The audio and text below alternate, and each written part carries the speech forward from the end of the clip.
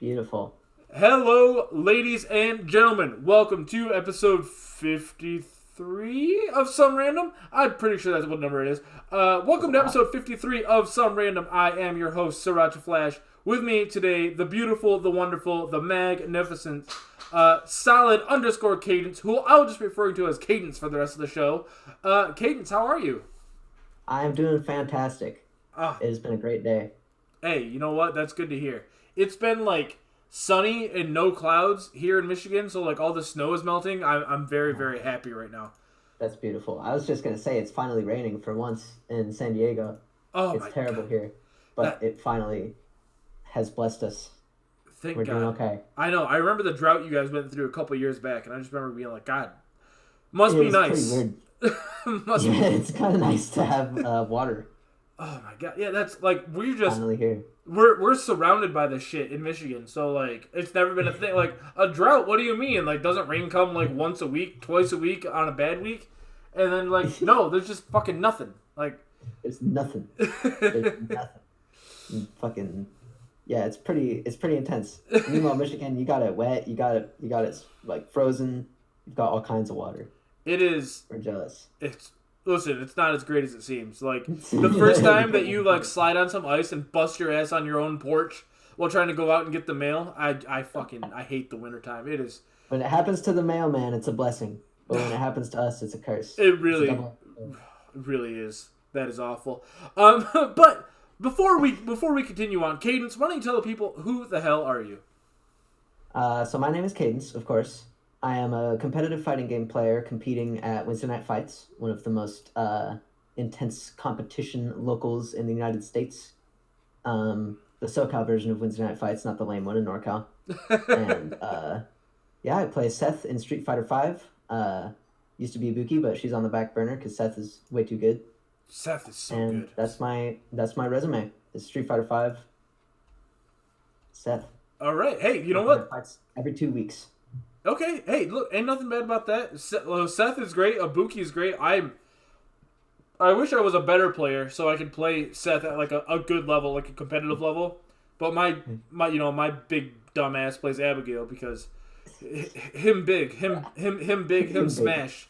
My feelings on Seth are similar. Him It's big, been, him smash. I think last time I went to Wednesday Night Fights, all of my sets were on stream, and it was a good learning experience. I will say that. It was a Oh, good learning. there's nothing better than getting blown up on stream and then you have to watch that shit later. Like, it's painful, but oh my god in Uh, heaven, it. Especially it's in a matchup you've practiced, and you're like, oh well, okay, Oh, that's just how it goes sometimes. that happened to me last year at Michigan Masters. It's a major here in the Midwest, and I made top eight, and I was like, "It's my first top eight at a major." Like, I'm super happy, super proud. I'm like having a good time. And then I played against Zach in a box, who is a very, very good Colleen, and I think it was like 3-0, and I was just like, oh, my heart, I fucking, I'm dead. It can't be stopped sometimes. Yeah, It can't be stopped. Sometimes you hit the final boss. yeah. Zach is the final boss. Let me tell you, that motherfucker. It was unfair because he had the golden chocolates going into it. Like Oh, he had the power up. I wasn't ready for it. Wasn't ready you for can't it. deal with that. Nah. That's just too strong. But this year I'm fucking ready because I'm just gonna unplug his stick, and then well, his hitbox. We're That's how playing. you do it. We're playing dirty this year. You can't throw out stand heavy punch all day if you unplug a stick. That fucking ain't right. I'm just gonna walk forward, parry, and then unplug his stick. That's the real mix up. You give yourself enough frames, and then you take the opportunity. Exact. See, This is what Street Fighter is all about. Cadence, You create an opening, and you take advantage, and you get damage. I knew you spoke to my heart. I knew immediately when you were like, "I want to be on the show." I was like, obviously, she's gonna be great. I just knew This is a new immediately. level. Um. So yeah. So what's the competition like at Wednesday Night Fights? I know it's intense. You guys have a fantastic scene out there. But what's it like? Outside of the names that we normally see. It's pretty good. I find that the middle level. I come from Portland, Oregon, which is not as stacked of a region, of course. The players there are very good, especially the best, but it's not as stacked all the way through. At Wednesday Night Fights, it's much more like the mid level of players is still really, really solid and have good fundamentals. Um, and so it's kind of a lot of like, if I'm having a good day, I'll get ninth, and if I'm having a bad day, I'll like go 0-2 because it's just like everybody in the bracket can just take you out. Yeah. Because I mean, it's a long drive. A lot of the scrubs aren't as willing to go out, so it's pretty stacked most of the time. Aside from just the JB and Denka Diaz shows up occasionally, Commander Jesse, JB. There's still a lot of really good competition that's like right below that. And it's really quite scary going through bracket. Yeah, I can imagine. One of the guys that I got to know through, because I run a monthly tournament called the Junkyard, which is all Abigail. Right. And Rotten Seagull comes through every now and then. And I met him through that tournament, but I see him going out to Wednesday night fights and playing. And Rotten Seagull is a fantastic player out there. He's a great guy. Yeah. He's a great player, and he's a great dude. I love that guy. Yeah, I have a lot of respect for him. He goes to the NorCal one, which is that's where the nerds go. But look, you can't say I could go, I would. You can't say too much negative about the NorCal one because I have Aura Mistress coming on Thursday, and so okay, I'll keep it clean. So she runs NorCal. So if she listens to this, it's on your ass, Cadence. I love NorCal. But I will say, all respect to Rotten Seagull, love that dude. I think he's fantastic, and I hope he continues to do well out there. All right, so hate fighting fun. Oh, fucking you and me both. That shit again. You and me both. Oh my god, you can never press buttons against that motherfucker. Like, oh my god, what a pain in the ass. What a pain in the ass Fong is. All right, so do NorCal and SoCal like ever meet in the middle to be like Wednesday night fights, like interstate clash? Oh, I wish. That would be awesome. I don't think we've seen anything like that. Unless there's like a Red Bull Conquest, then people might come out from one or the other just to... because the bracket's going to be a lot bigger and there's more on the line. But there hasn't really, to my knowledge, I haven't been in the scene here for super long. I'm not like a legacy player, but there definitely hasn't been anything that I've seen that merged the two regions in a satisfactory way. But there are people who travel back and forth between the two because they live sort of in the middle. Like if you're in between, it's fine to go to both. Okay. I was just curious because with a state as populated as California, obviously, and then like the giant scenes that you guys have, I always thought that'd be cool to be like right at the 405. Like I don't know what fucking highways you guys have out there. I just know the 405. Like that's the one I always fucking hear about. So like I'm just gonna pretend that that's the one that like connects everything. And so right up the one, like whatever the one freeway. I don't fucking know. And, like, we just meet in the middle. Like, all right, so you probably don't know about this. I'm not going to say that you do or don't.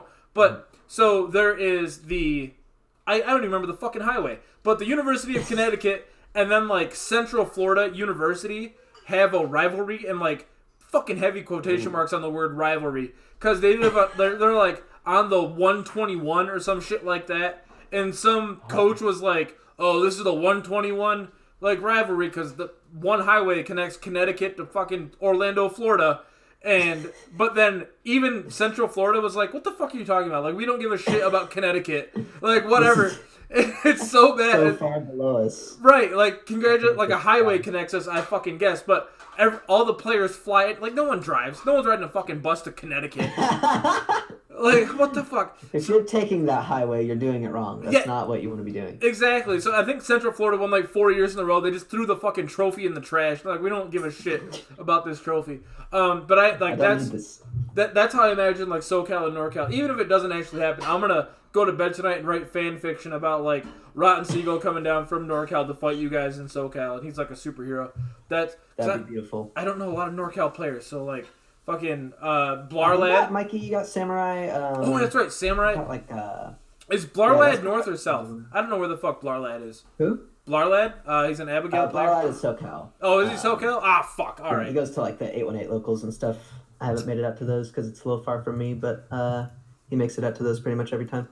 God damn. All right. Let's see. These are the questions I'm gonna ask Aura Mistress. I'm gonna be like, hey, I need a fucking rundown of players because like. I'm in a cabin in the woods. I don't know what the fuck happens out there. It's the Wild West as far as I'm concerned. Are you guys still mining for gold? Is that still happening in California? I'm not sure.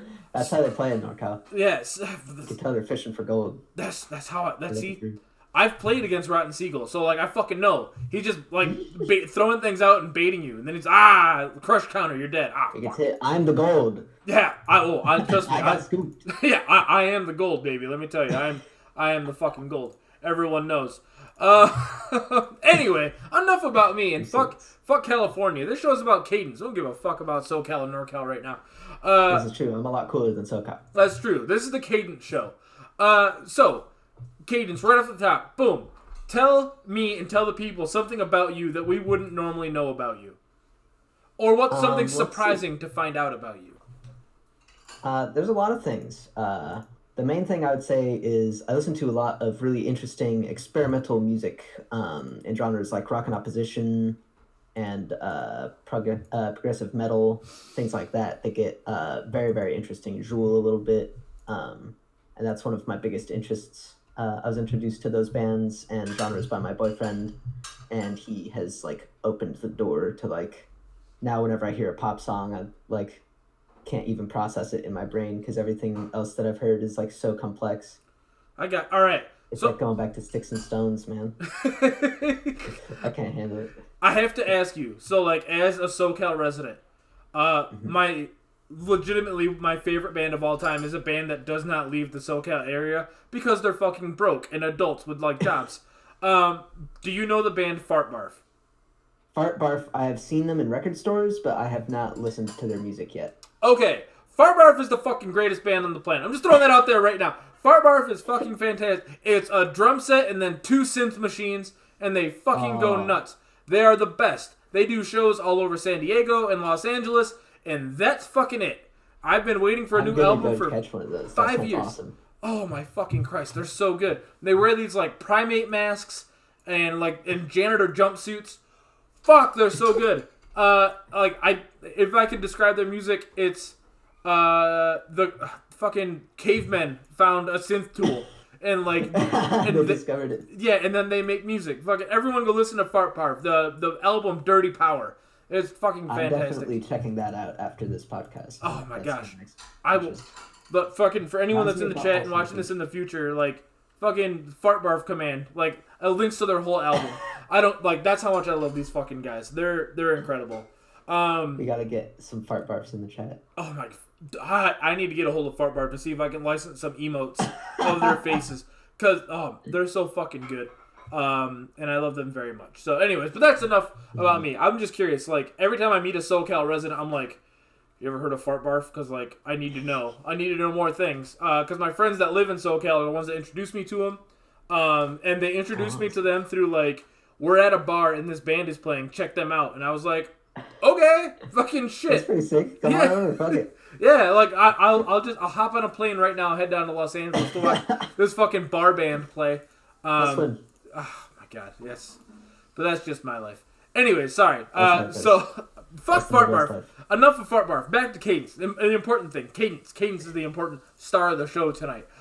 So super complex music. I'm down. I'm down with it. Yeah.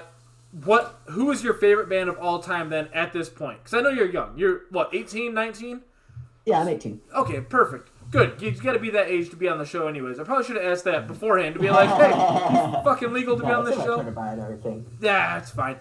All right, so of this 18 years on Earth, what band are you listening to the most right now? That's a really tough question because it changes a lot. Right. As difficult as it is for me to listen to pop music, there's still a lot of music that isn't as progressive and complex as rock and opposition or crazy avant-garde bullshit that I still really enjoy. I can still look back at bands like Chicago from the 1970s is amazing. Stuff like Panic at the Disco from back in the old days when it was still a band before it was just Brendan Urie. I really like Pretty Odd, their album from 2008. I just turned. I'm just a pile of dust in front of a microphone right now because you just said Panic at the Disco back in the day, and I was like, I was your age when they fucking came onto the scene. Like, what do you mean back in the day? I was like 9. Oh fucking! I'm 30. Like I'm 30 now, and like, Oof. well, I'm gonna be 30 in like a month. That's but a like, big oof. yeah, I'm just a pile of dust with a fucking pair of glasses and a vape in front of me. Oh my fucking Christ! A fossil Yeah, I being just a slowly buried. Oh, Panic at the Disco back in the day. All right, so Panic at the Disco from way back in the past. oh, my But yeah, Christ. stuff from genuinely a long time ago, like Chicago. Their first albums were like from 50 years ago. I'm a huge fan of Simon and Garfunkel. Okay, The Mountain okay. Goats. They go back. Billy Joel has some classic albums, extremely hit or miss, but he's got some classics. All right. And a particular band I would want to shout out is the Scary Jokes. They're very recent. Their first album is from 2014, I think. But their latest album, Burn Pygmalion, A Better Guide to Romance, is probably like, it's definitely in my top 2 albums of all time, if you're asking my favorite album. Okay. Just the lyrics, the songwriting on it is absolutely phenomenal. The lyricism is incredible. And the music is just great and it's bumping.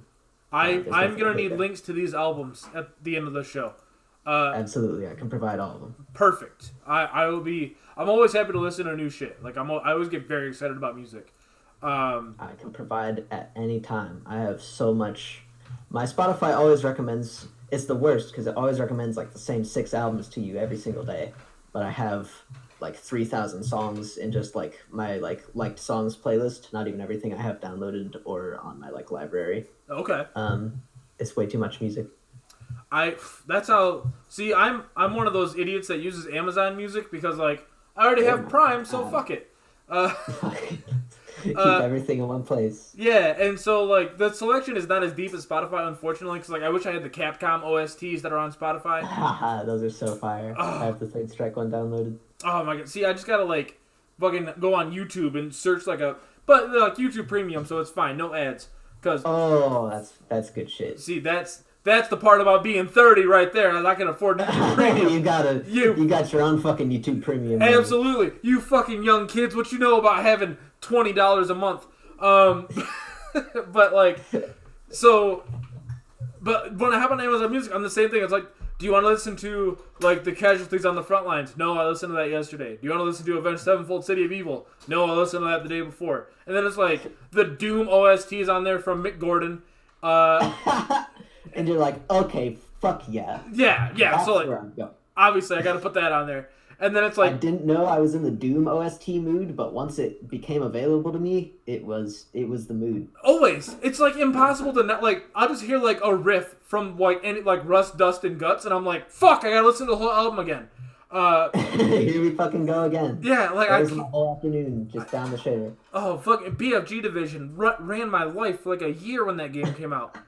But yeah, it's just like the same 6 albums, and it's like some rapper that I've never heard of, and I'm like, yeah, sure, I'll listen to that. Like, okay, this wasn't so great. But then like, yeah, it's just the same 6 albums over and over and over. Like Dropkick Murphys. And then like, now recently I've been getting back into Barry White. Cause like sometimes I just listen to Barry White like a pervert, like by myself at work. Like, but it's fucking good music, so like, I can't help myself. But yeah, no. So, so please send me albums after we are done with this. I'll be very excited, to hear it. Yeah, my taste ranges everywhere from like folk to like classic rock to heavy metal to like Broadway musicals. You can throw pretty much anything at me and I'll be okay. Broadway musicals. All right. So when you said Broadway musicals, are you like, you're about to throw? What's that fucking one that was all over the place? No, not. I know exactly what you're talking about. Hamilton. Yeah. No, I haven't checked Hamilton out. All right. That's good. It's I've got fine. 2 soundtracks that I really love from The Count of Monte Cristo, the musical, and Dr. Jekyll and Mr. Hyde, the musical, is criminally underrated. Okay, I can get down with that. I just fantastic vocalists on there. Oh yeah. So Hamilton, I love. Quick aside, my son, he's your fucking age. Jesus Christ. My son is trans, and he's wonderful, and I love him, and awesome. I'm very, very excited for his transition, everything he does. You know, as he's getting older and getting ready to move out and all this other fun shit. That being said, he was a really big fan of Hamilton, so now it's like really fun for me to be like, that's what fucking made you realize you were trans, right? And we have a good laugh about it. That exposes it to everybody. Yeah, exactly. I've heard that from so many people. The fucking expose you to the world, and it's just so funny. Like that one, and like when I get to call him non-brainary, like those, like when he does dumb shit, like oh my god, it's the best. Having like I've said this before, like I'm on gonna use Twitter. that on my friends. Non-brainary is a fucking excellent one. Like that one, That's a new weapon in my arsenal. it's so good. Like that's part about being the dad of like a trans kid. Is that like you can just like there's a whole new world of dad jokes that were like unopened before. It is the My dad fucking has had a best. field day with that too. See, all right, your dad's a good guy. I bet. I don't He's a know good him guy. yet, but It's like all about the dad jokes. That's the main factor. that's in the a good big dad. thing. But yeah, like it's the best. I don't know where I was going. Oh, fucking Hamilton. Hamilton made my kid. Fucking Hamilton. Yeah, Hamilton made my Yeah, kid trans. That's no. That's it. Saved us. Yeah, It's a beautiful thing. it really did. It helped out the world. But you know, all jokes aside, I love my son. I think he's It's a wonderful. beautiful thing. Yeah, shout outs to Ben, who's currently doing dishes in the background. I hope you can hear me when I talk. We need that. That's the important shit that needs to be done. Yeah, If exactly. the dad is sitting here doing a fucking podcast while there's dishes that need to be done, Exactly. somebody's got to do it. See, Cadence, I knew you're on my side immediately. Before we continue on, I just want to let everyone know that hey, we are live on Twitch.tv/SrirachAFlash. So we're doing this live. If you're listening in the future on Spotify, Apple Podcasts, SoundCloud, wherever you're listening to us. So if you'd like to join us in the future, we generally do these Tuesdays and Thursdays at 8 o'clock Eastern Time. Again, at twitch.tv/SrirachAFlash. With all that being said, if you hear us answering questions from the chat or responding to the chat, that's what's going on. Or if you hear a notification come through, all that fun stuff is from the stream itself. So join us live if you'd like, ask some questions to our guests. If not, continue listening on. It's always a good time. Always a good time, I promise you. That being said, what up, Dadman? Happy you're here. I've already prepped Cadence for your questions later. But now I gotta ask, so what got you into fighting games? What started you down this path of being with us degenerates? It is pretty degenerate. My path has been particularly degenerate. I started about 5 years ago. Pretty much exactly 5 years ago now, actually, in late like 2014-ish. So you were just learning to like watching- walk and talk at that time. Yeah, exactly. I was Okay, still learning the English language, which to this day Yeah, is a struggle. you and me both. It's not easy. But I actually started with Super Smash Brothers. I got into Smash Melee when Armada's like reign of dominance really started picking up. It got me really interested in the game, and I started playing a lot.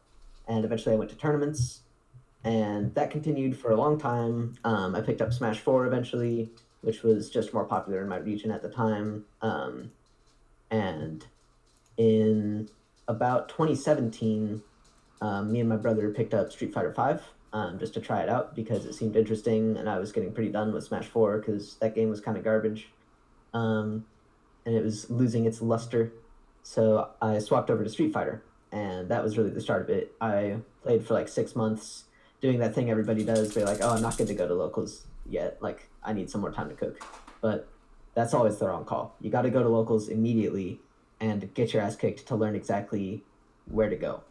Because the biggest mistake is sitting there for 6 months playing the game uninformed and drilling in all these habits and learning all these things about the game that aren't necessarily good for your play or your intelligence, your cerebral abilities in the game of Street Fighter.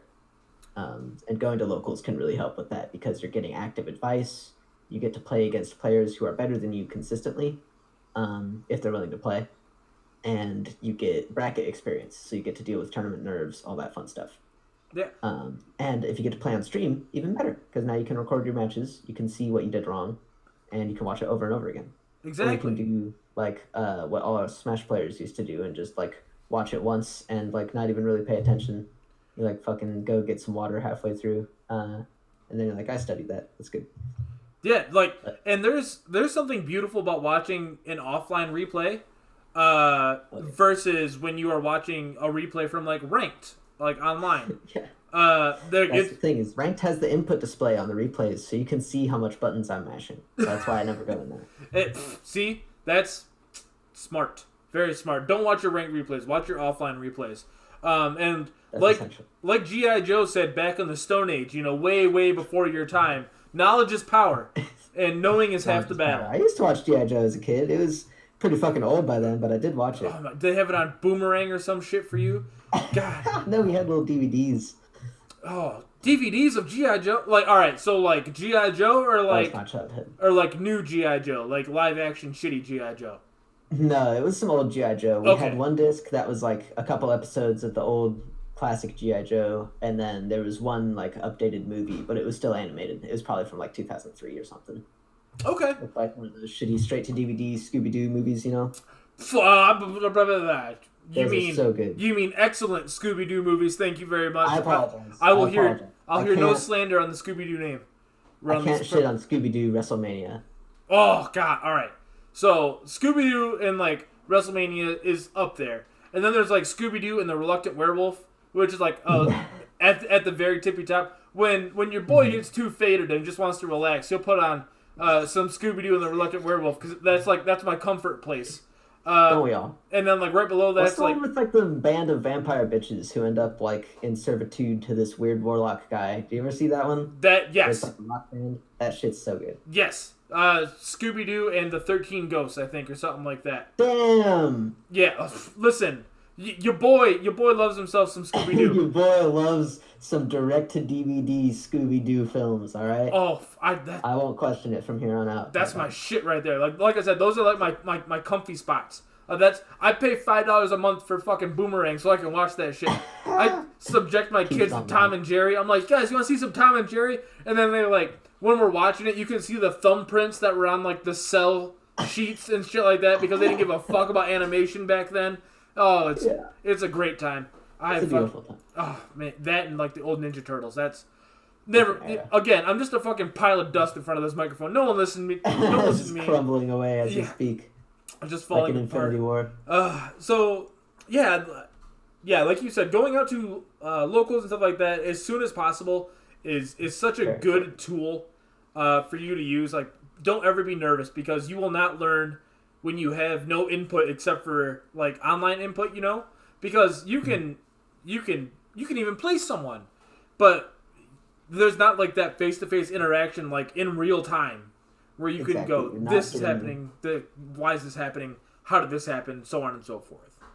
Exactly. And it's so helpful. And it's also just a lot easier to enjoy the game when you're getting your ass whooped if you're like able to say something or see that this person's like, oh, this guy's not some fucking malevolent, like, evil demon sitting on the other side of the stick, like, evilly twiddling his mustache as he does this third wake up DP in a row. Oh, It's like a real person just having a good time. And that puts it into perspective a lot more than if you're just playing on ranked. I swear to God, there are Kens that will fucking DP. I am kind of that person at locals. I will admit, I'm sitting there twiddling away evilly as I do my third wake up DP in a row. But generally, you won't find those. See, now the That's next like level is you got to badass. DP on their wake up. That's I do that sometimes. I did win. I lost a set actually on stream at Wednesday Night Fights doing that, and it was very unfortunate. But it was against a good friend of mine, Sun Goki, so I wasn't too mad about it. see, all right, but the risk reward is, all right, you did it. It's a funny moment. But if you won, it's an even funnier moment, and it looks awesome. So Exactly. there's really no downside to DPing on someone's wake up. Just let everyone know. Like, what's the downside? downside. Oh, I lost in a hilarious fashion, or I won in a hilarious fashion. Either way, everyone gets to All laugh. positive. Yeah, All that's positive. It was in game 3, which maybe is not the most intelligent time to do it. no, that's the Yeah. most intelligent time. They never see it coming because they're like, oh, That's the least expected moment. yeah, they're like, oh, the I thought nerves he was must gonna be do so ATEC, tight. man. Yeah, like that's everyone's on pins and needles. Like, oh, I don't want to drop this set. Then you pull out some wild shit like that. Like Abigail doesn't have a DP, but I do have a 3-frame armor move that I will dash up and like, mash on your wake up, and because everyone gets real salty when they get hit with that fucking EX Abby punch. I hate Abigail. Well, listen again, Cadence. I thought we were gonna be friends. This was going so well. Oh gosh. You know, I don't associate with Abigail players. I'm sorry. It's gonna have to end here. All right. Well, everyone, that's been the show. Wrap it up. I'm just kidding. I would never do that to you. I don't like Abigail players, but I'm not gonna. I'm still here for it. I'm still to have a conversation. I appreciate it. Listen, I appreciate you giving me I'm the willing time to of hear day. you out.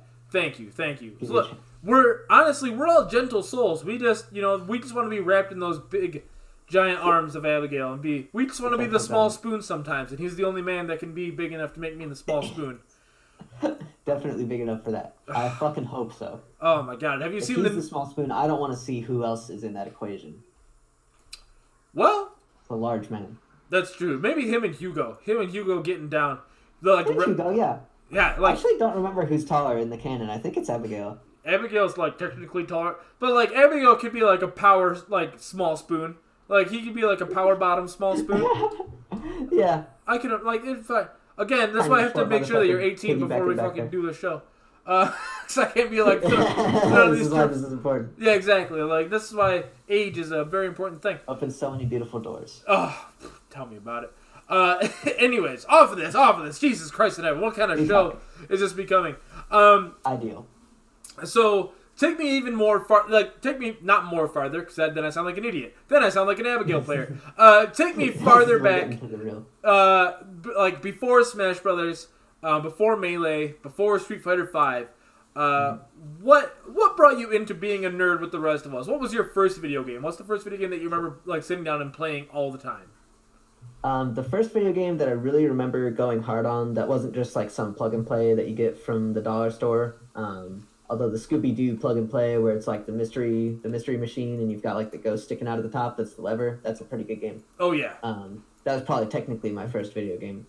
But the first one I really played the shit out of was Super Mario World. Just one of the best platformers of all time and has really influenced my current love of platformers with Celeste is one of the best games of all time and Super Mario Maker 2 is one of my favorites. Yeah. Just absolutely love platformers.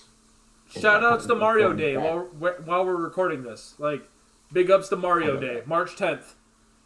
That's, it's the perfect time. It really is. Like, everyone go out, like, obviously this is going to come out tomorrow on the 11th, but for anyone listening live, fucking, after the show, go play some Mario. Celebrate the man. Go play some Mario. Play some Mario Maker. Yeah, It's a beautiful game. Super Mario World. Pick Luigi. He's got a fat-ass nose. He does have a fat-ass nose, and he looks the best with the cape on. Let's be honest. Like, He looks so good.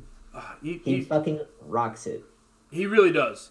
I wish they would have kept Luigi's, like, the Fire Luigi's color in Smash Ultimate, because they don't have... I forgot they got rid of that. Holy shit. Yeah, like, that breaks my heart. Like, that is the That best makes looking sense. color, and it's just fucking gone. And they got rid of some of the good Mario ones, too. They got rid of, like, the green Mario color that's been there since the very beginning. Yeah!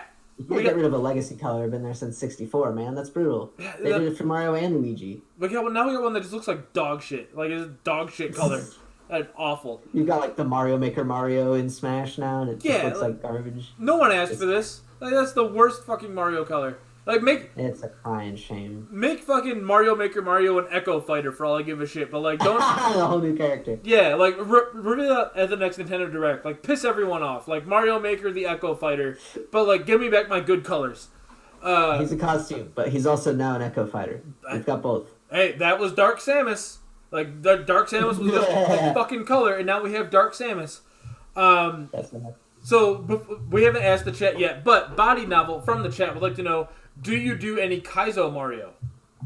Kaizo Mario? I do not. That is advanced for me. I watch a lot of it, though. I do watch a lot of those old ROM hacks and a lot of the, like, modern Amazing Mario Maker levels.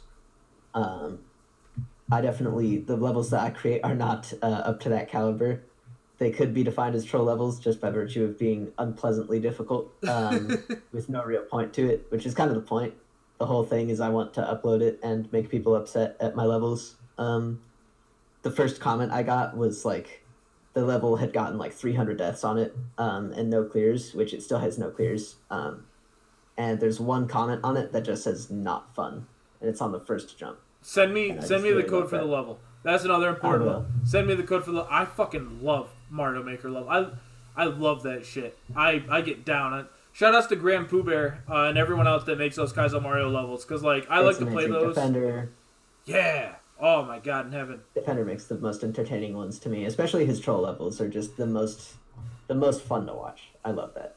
Shout outs to the completionist Gerard Khalil, who makes frustratingly hard levels, but like they're I like didn't know that. oh, Gerard makes I'll some have to check fucking that out. girl. Let me tell you, Gerard makes some fucking levels. Those things are a pain in my ass. That being said, like they're a pain in the ass until you get what he wants done to be done, and then it's like a fun level. Every time I finish his levels, I've never been like, wow, that level sucked. I'm always like, this was a journey, and I've grown as a person because of it. That's a beautiful thing. That That's the thing with Mario Maker levels that's like separates the good ones from the bad ones. I have probably one level that I've made that I would define as not bad because when you finish it, you can then complete it again easily. It's not hard for just the sake of like this jump is really fucked up or whatever. It's like you have to find a solution and get through it and then it becomes easier to go through the second time, you know? yeah, And definitely. that's important that at the end of it, you're not just like, ah, fuck, it's done. Yes. Yeah. You're like, okay, that was a good time. Let's do it again. Man, I want to go back. I want to hold this world record. Fucking y'all can hold Exactly. this shit. So all right. So I have to ask then, as a person who loves platformers, in me, and also a person in you who loves platformers, what are the best platforming games of all time for you?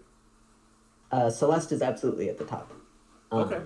It just feels so amazing, and the story is incredible. It helped me a lot to deal with my anxiety and feel more comfortable with myself as a person, and it just is absolutely phenomenal. Especially the DLC that came out, the Farewell DLC, one of the best soundtracks. All the music is done by Lena Raine, who is an amazing musician.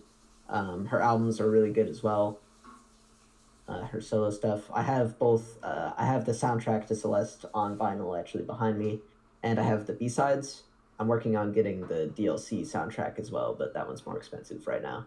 Damn. Uh, Okay. All right. it's just like it's one of the greatest games of all time for me, like top three easy. Wow. Okay. Um, and that's what I would say is the best platformer. But I can't discount Super Mario World. Super Mario Galaxy 2 is really great. I really love Super Mario Bros. 3. Mostly Mario. I haven't branched too much outside of that, aside from Celeste. Okay. Hey, look, that's okay. You because like for me, I mean, I played a bunch because like that's all we had. You know, back in the '90s, back in the Stone Age, when we first like invented the wheel. But so like Donkey Kong Country 2 and 3, those are my number one of all time. Like those are my number one platformers. But Super Mario World and like Yoshi's Island are just below that. Oh, I did play Yoshi's Island too. That's a really good one. I missed. Yoshi's Island, yeah, very, very good. Unfortunately, as an idiot, I haven't played Celeste yet. So, Oh, but it's on the list. It's on the list. I might play some like this summer after my other games come out. Cause like I got Resident Evil 3 on the docket. I got Doom Eternal coming. I got Final Fantasy 7. So by the time I get done with all of those, a lot of things set up. probably tackle Celeste. But I've heard good things. I would recommend it. Yeah, I think it's really amazing because it does so much with really simple concepts. It's all about the level design and the unique mechanics. Because as Celeste, your moveset is very small. You can pretty much only jump, do a dash in one of 8 directions, and grab onto walls, and that's it. And you can like climb them, but your stamina is limited, and you'll fall off eventually. And they make incredibly complex and difficult levels within those very limited boundaries, and it's incredible. Especially in the DLC, the final screen of the Farewell DLC and the final screen of there's like secret levels you can unlock at the end called the core, and the final screen of the core, like the hardest version of the core, I think took me about 15 or 20 hours of just attempts on that one level to beat it. Damn. It is incredibly difficult in a very fair way. None of it feels unreasonable. Every time you get somewhere and you die, you're like, fuck, I could have made it if I didn't do this 2 frames too late or like hold right a little bit more. And it's just an incredibly fascinating and fun game, just from a game design perspective, to think about the limitations they put on themselves and how amazing they made it, despite that. And the team is all really great people as well. Yeah, I remember seeing them accept the award for what was it for best original game or something like that. Yeah, I think it was like best indie game. Yeah, or best indie game. Yeah, They won awards. That's all that matters. And I remember seeing their It's team big. on the dais, accepting the award and stuff like that. So shout outs to them. Celeste is on my list of games to play. I will, from your recommendation, because you're the first person to actually ever tell me what the fuck Celeste is about. Because all I've ever heard, like when I'm like, whoa, what's Celeste? All I've ever heard is magnificent game, gotta play it. Beautiful game, changed my life. Uh-huh. But no one, like I didn't know it was a fucking platformer till now. Damn, I thought it was like Life is Strange until this point. Like I thought it was like a 2D Life is that'd be Strange. pretty sick too. So like I'm learning now. So Hmm. that perfect. I This is how will. we learn. This is Yes. what needs to happen. I Th- must inform people about this beautiful platformer because well, it's the best you've of all convinced time. one, and again, I'm not hard to sway. Like my dumb ass was like, yeah, I'll buy Golf with Friends because my friends were in the chat the other day talking about it. So Okay, like, don't shit talk golf with friends. That game is amazing. I'm That is a not. good fucking golf game. No. I won't shit talk golf with friends. I'm very easily suggestible. Someone's like, you should play this game, and I'm like, all right, I love video games. And so like, I feel that really hard. I oh, do that with my boyfriend all the time. I have like 3 games sitting on my PlayStation that I've never even played because he was like, "This is $2 right now. Get it." I'm like, "Okay, sure." that's a I'll do it. fucking curse and a half. Everyone always talks about their backlog, and it's a meme at this point to be like, oh, my backlog. So, but like, it's a fucking thing. My backlog is looking pretty juicy right now. That fucking yeah, backlog is like my actual ass. Like it's thick. I just I It's just can't. like real life. Yeah, for real. All right. So before we move on to our last couple questions here, I would like to throw it to the chat. If the chat has any questions that you would like to ask Cadence, feel free to ask us anything. And as long as they're not like horribly inappropriate, we will answer them as they come along. But while we wait for those to come in, Cadence, I have to ask you. So you've been in the FGC for a little bit now. Do you have a favorite story that's come about from the FGC, be it personal for yourself, or from like Goichi versus Sonic Fox, anything like that? I do actually. There's 2 in particular that I want to point out. There's one that's a lot longer that I'll do at the start, and then the other one's just a quick fun fact almost. Hey, no problem. But back in Portland, which is one of the most entertaining fighting game scenes to be a part of, just everybody is great friends, like for so long, like they go way back. And so just everybody's talking shit, really loud, really excitable. Especially when you're playing on stream, people are just screaming, profanities getting thrown out. It's absolutely incredible. It's one of the main things I miss is how willing people are to just like, even if they've never seen you, if they respect you, if they see that you aren't clearly like a bad player, they'll be talking shit, and I love that. It's just such a fun environment and such a great and enjoyable way to play the game for me. And one of my favorite things that happened was so the 2 best players, at least at the time, in the region were Devin and Sam B. Devin plays Ken, Sam B plays Cammy, and it was in grand finals of our local, and it was in a local bar, and the power went out like as grand finals was about to start for the whole city block, and so we couldn't finish the tournament. So we packed it up at like 11:30 p.m. and brought it back to Charlie is like the main runner of everything there. He does so much work for the Street Fighter scene and the FGC in general, and is a fantastic guy outside of that as well. And he hosted the grand finals in his apartment. I think it was top 3 actually. That was just all in his apartment, and it was the most enjoyable to watch. And right at the very end, Devin is known for throwing out the most random EXDPs. Is absolutely infuriating. Everybody hates it, but he had no bar, and he was getting thrown in the corner. It's not like a real throw loop with Cammy, but it might as well be. You can't like react really, and he gets thrown like 3 times, and he's about to build the bar, and everybody's just kind of sitting there. Sam B's on like 1 pixel, and everybody's sitting there like, don't keep going. He almost has that bar, and right at the throw that built Devin the bar, he just let it rip and EXDP'd, and it hit, and he won the tournament. And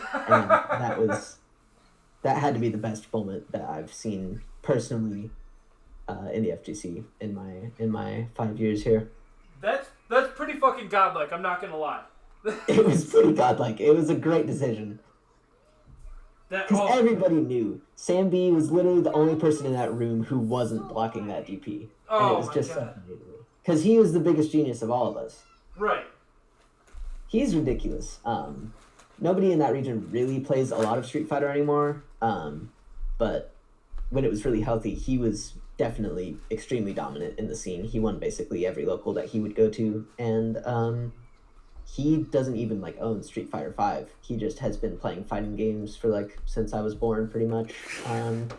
And just has such strong fundamentals and understanding of fighting games that he can beat pretty much anybody's ass. Oh, That's And the of course, he talks the most shit, and it's perfect. He learn to block is basically the slogan of the Portland Street Fighter scene, at least as of when I left. That's pretty much it. That's pretty beautiful. I'm not gonna lie. Yeah, Some of my favorites. some players like they can just pick up a game, and because their fundamentals are so solid, they're instantly godlike at the game, regardless of what they know about the game itself. Like, It's amazing to me as like the polar opposite kind of player, where like I haven't been playing 2D fighters for very long, so I rely pretty heavily on my character and game knowledge as opposed to like my fundamentals, and that can go really well and really poorly. It depends on who I'm fighting, pretty much. You and me, and how I'm playing on that day. That's the curse of playing grapplers like I do, is that from game to game the systems and mechanics change so much that playing a grappler, you're not playing like when I play Soul Calibur, I'm not playing Soul Calibur 6. I'm playing Astaroth in Soul Calibur 6. When I'm playing Street Fighter 5, I'm not playing Street Fighter 5. I'm playing Abigail. That's so true. It's very, very different from the way that everyone else plays. So my fundamentals are dog shit.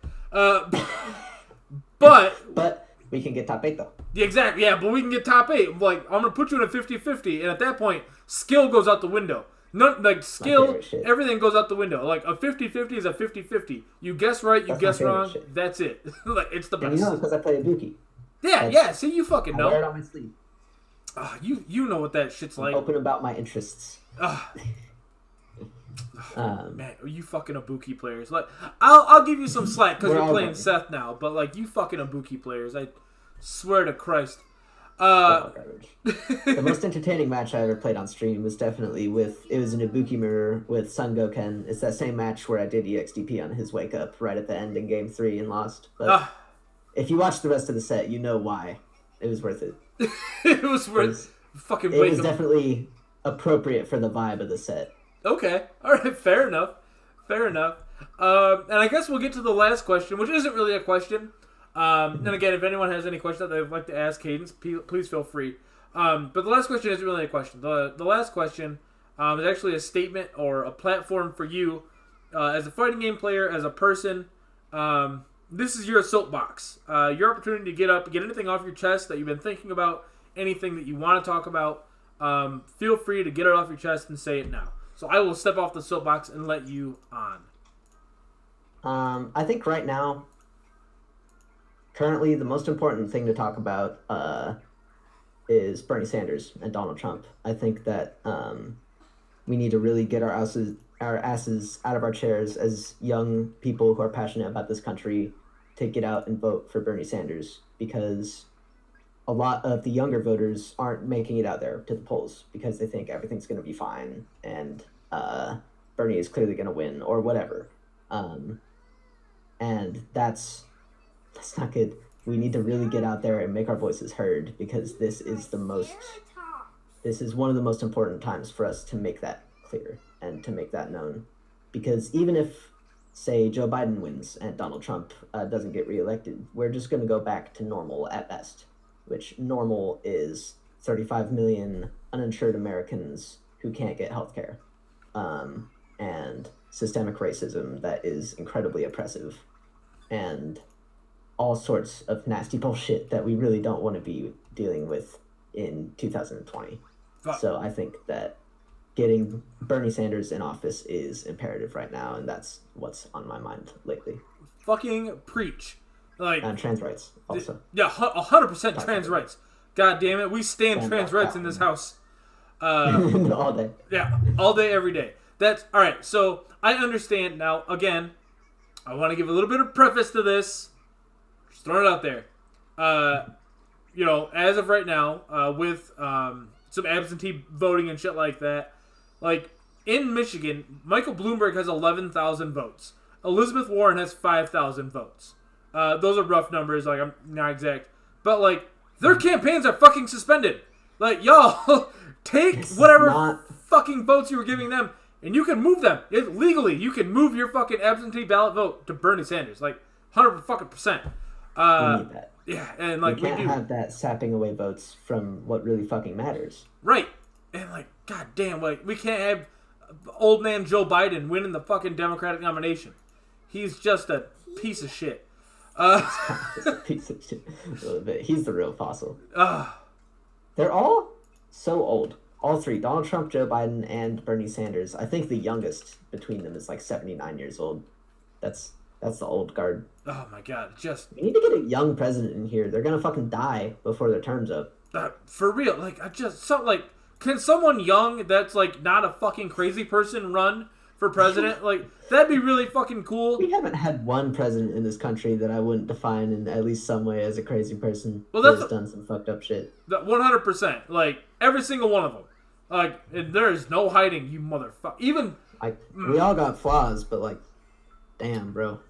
Like, you I- gotta I- rein those in a little bit. so many people are like, well, John F. Kennedy was the last good president. John F. Kennedy was hiring teenagers to blow him and other senators in the fucking White House pool. Like, that's not even a a lot joke. of things That- that were questionable during that presidency as Yeah, well. like, you think cocaine was, like, around for free love and the hippies. Like, it was in the White House, too. There's a reason to call it the fucking White House, was all right? everywhere. Cocaine was everywhere. But that's enough about that before fucking Secret Service beats my door Before it down. gets too crazy. Yeah, Now hold on. Here's another fun cocaine story. I love cocaine stories. We all love cocaine stories. That band Chicago, from around the 1970s, like I mentioned, Yes. they Love were Chicago. one of the biggest like party bands and drug bands. Like they did the most drugs, pretty much. They at a certain point in the 1970s, I think from like 1972 to a year or so after that, they had this ranch because they didn't want to have to move through the LA traffic and everything to the recording studio and shit just to make new music. So they basically purchased this huge ranch, like 2 acres of land, and just did so many fucking drugs and wrote so much music, and it became really shitty.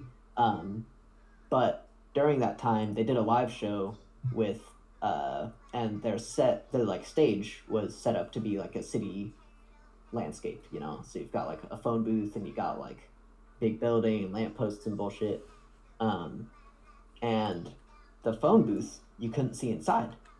And they called that the Snortatorium, because they would put cocaine inside the phone booth, and during the concert and during the song, they would go and do some cocaine and then come back and then play like garbage.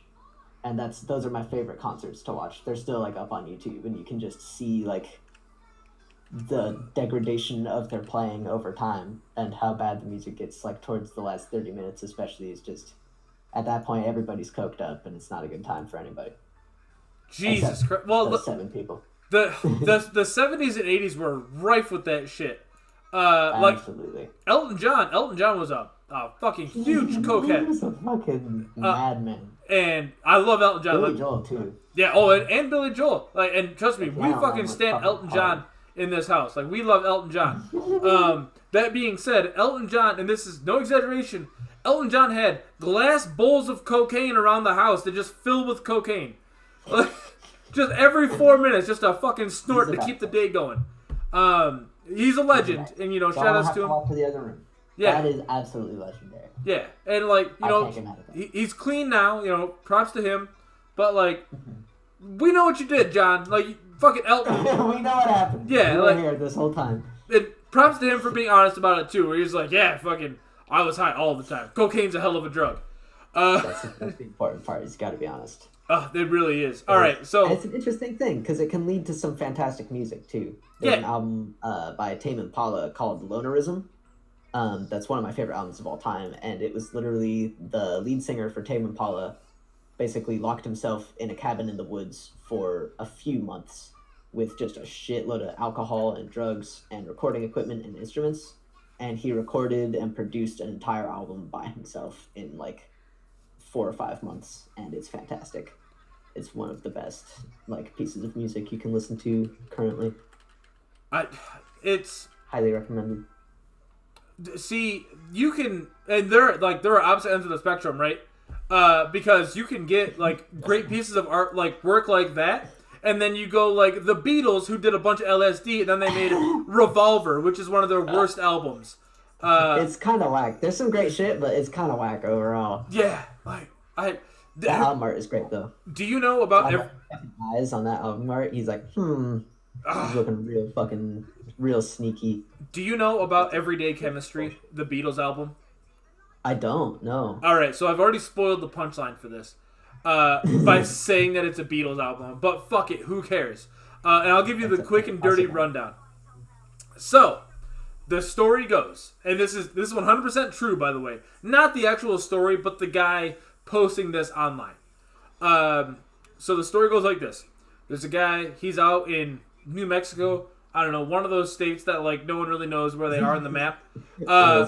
Yeah, like so he's out in New Mexico, wherever he lives, Arizona, Nevada, and he's walking his dog on the side of the road. Like he's on a road trip, pulls the car over in like this stretch of desert and plains and nothingness. Starts walking his dog. While his dog sees a rabbit, takes off after it. He takes off after the dog, trips, falls, hits his head. Wakes up like an hour later, and he's in a room with this guy, and the guy's like, "Oh, hey, I saw that you were unconscious. Like, I brought you back to my house, blah, blah, blah, blah." And the guy goes, "Oh, well, where are we in relation to where I fell?" And the guy who picked him up goes, "We're about a half mile away from where you fell." Guy goes, "That's impossible. There's no way, blah, blah, blah, blah."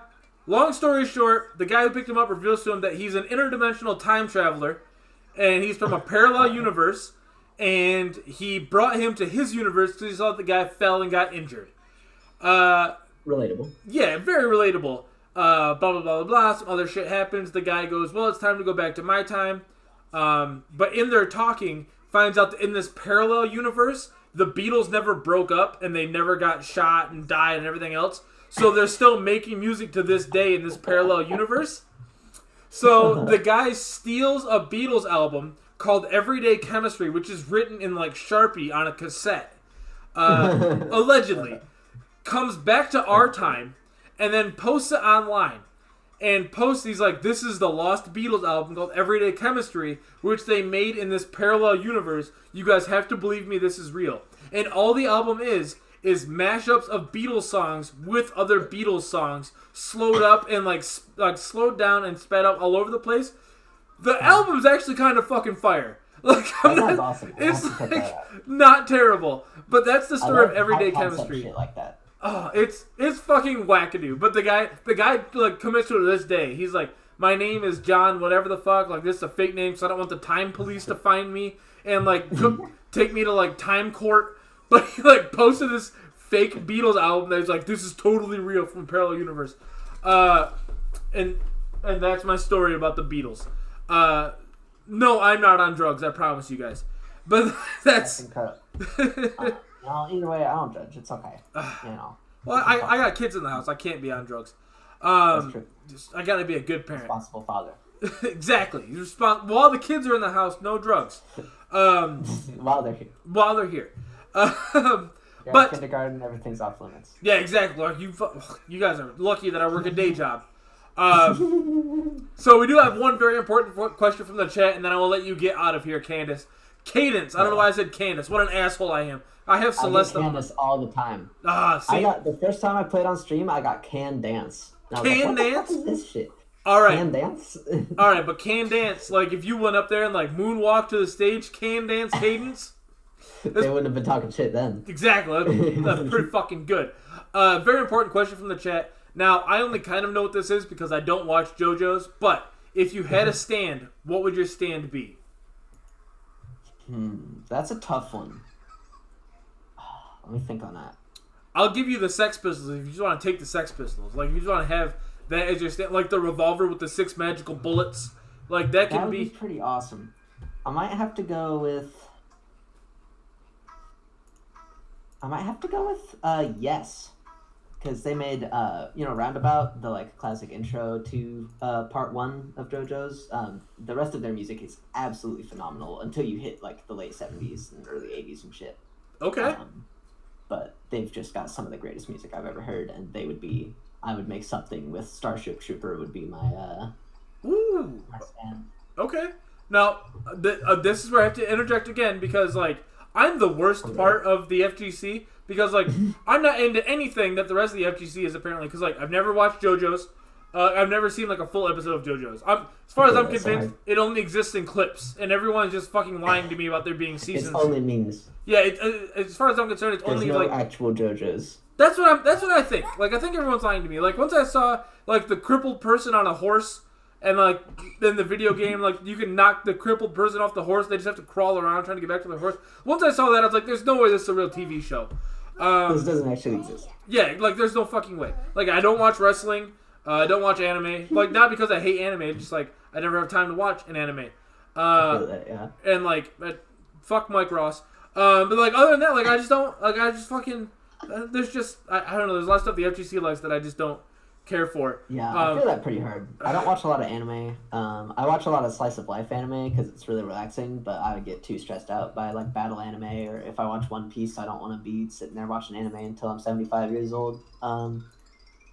Which it's a fantastic show, but it's too long, and I never really got Dragon Ball Z. I like get it, but I don't relate to it.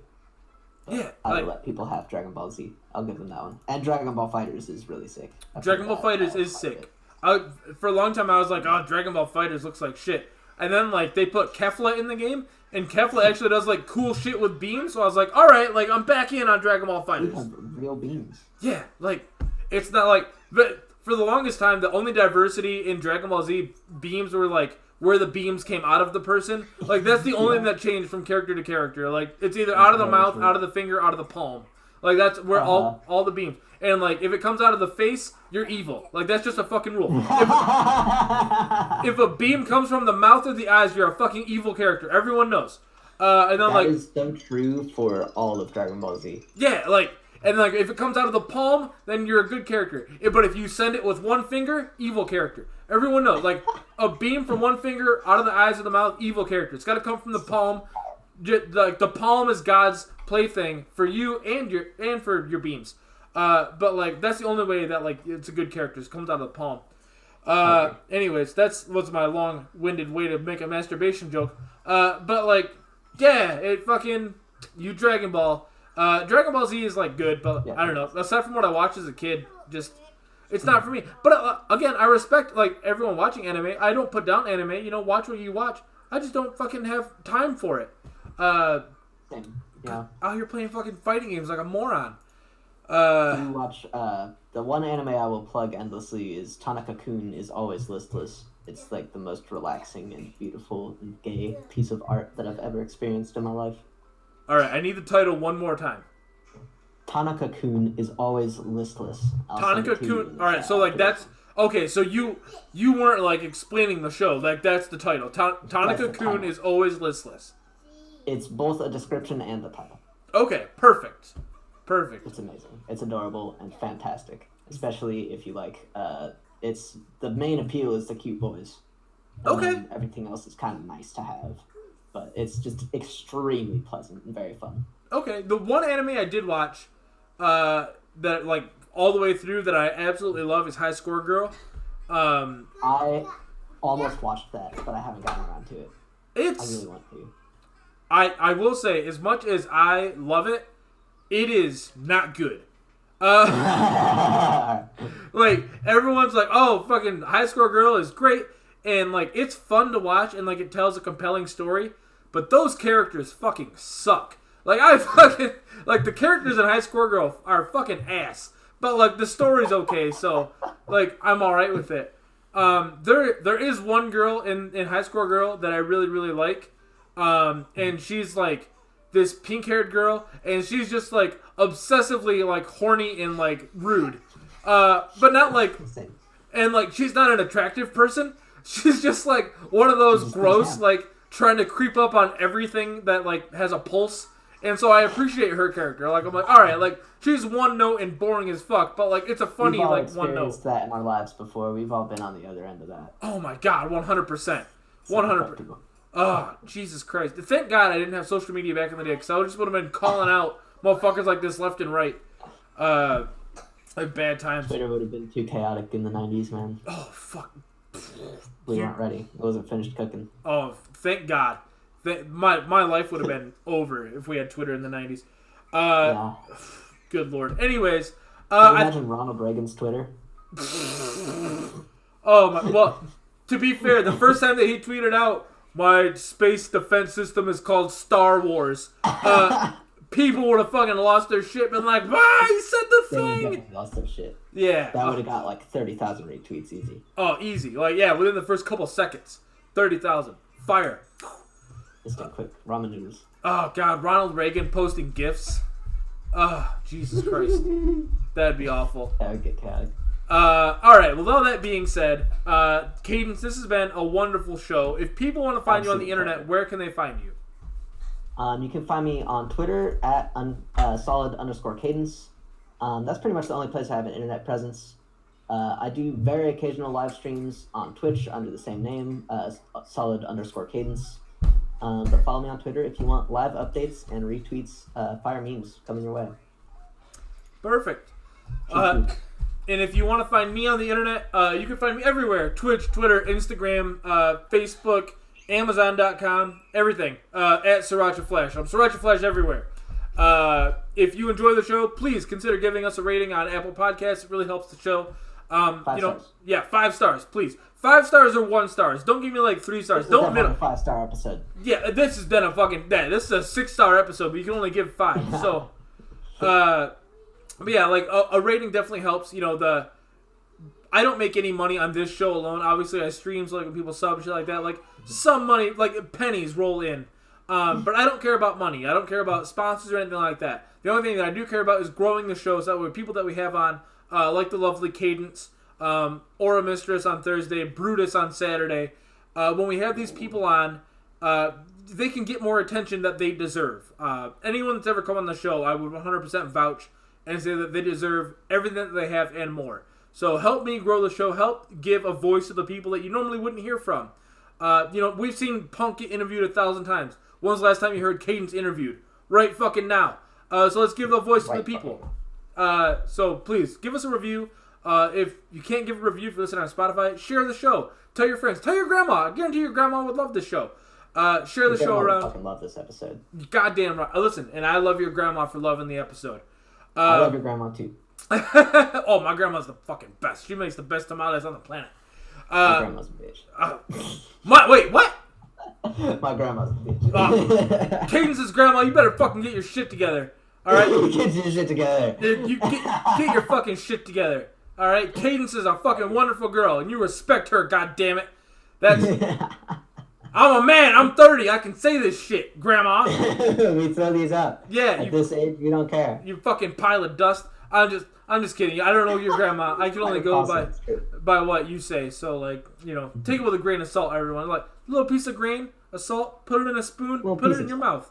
Like, take that grain with this episode. It's fine. Thank you so much for the opportunity, my friend. This has been phenomenal. Very fun. Before we get out of here, just one last thing from the chat. Buford says his grandparents are all dead. R.I.P. to them. I would just like to say, Buford, maybe, you know what? No, I won't. Fuck you, Buford. How about that one? And your just kidding. And your grandparents. Fuck them. No, I'm just kidding. Relationship we got going there. Yeah, no, I love Buford lives like right up the fucking road from me. Like legit, like I can throw a stone and hit his house. So like I can't say too much shit. That's amazing. You should. I really should, but I love Buford. He's a great guy. Everyone go follow Buford too. He's wonderful. Go listen to him play World of Warcraft, and instead of talking, he just plays Iron Chef Jr. in the fucking background. That's what you have to do. It's like next level shit. It really see, that's the kind of shit. Sorry, I know the show fucking ended, but like the show's not over yet, folks. Like, it's not over yet because now it's not fucking over. Now the Junior Hell Kitchen has come up. That's what I'm saying. Like, so Buford's fucking show is like, all right, so he's like streaming WoW, right? But then also there's like Hell's Kitchen Junior, like fucking what's his name, Gordon Ramsay, just like yelling at some kids in the background, and like that's some I can't finish these potatoes. Yeah, I overcooked my potatoes. You're like, you little fucking shit, and like I just hear Gordon Ramsay fucking beating in the back of the head of some kid trying to cook a flank steak. But no, go follow Buford. Sitting here just like, yeah, like that's what I'm saying. Like, it's bad times.